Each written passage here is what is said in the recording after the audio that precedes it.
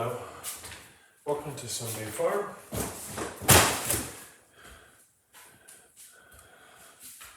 This is today's Tàijíquán Tips. Have you helped to fill the jar? I'm going to do my part now and share today's Tàijíquán Tip for another in flashlight week. And so I put flashlights on my insteps here. I put one near the ankle, like about stomach 41, and the other, I guess, just about over the bubbling well, kind of as far forward as I could, and still have the band be under the arch a bit rather than like actually underneath my planted surface. But anyway, the idea here is to set the light up so that in the movements where you're lifting the leg, lifting the knee, the direction of the beam will change depending on the articulation that you have in the ankle. And this may be the articulation that you have today that you're able to get out of your range of motion, but often it's the articulation that a student ends up doing but they weren't actually taught to do.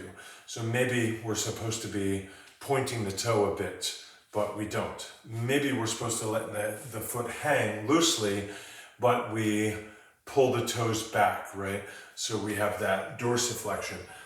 And so knowing seeing where that beam is can help us kind of recognize, why is that so exaggerated? It shouldn't be. Or perhaps I should be driving my heel down and pulling my toes back, but that's not what the flashlight's showing me. So it's just a bit of sort of feedback.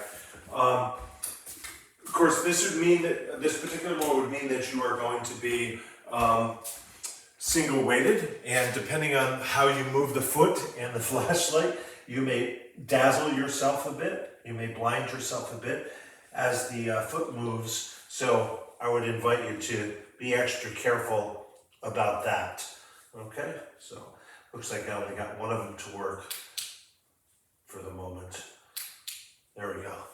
So not an awful lot for you to see, but as I practice, I may be able to see now my foot is pointing down and now my heel is pointing down, and I can get that feedback. So have a little bit of fun with that one. Thank you. Here are my links. Thank you. Your support is very needed.